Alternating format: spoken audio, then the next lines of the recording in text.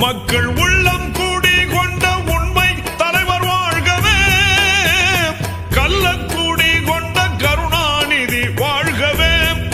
மக்கள் உள்ளம் குடி கொண்ட உண்மை தலைவர் வாழ்கவே, கள்ளக்கூடி கொண்ட கருணாநிதி வாழ்கவே.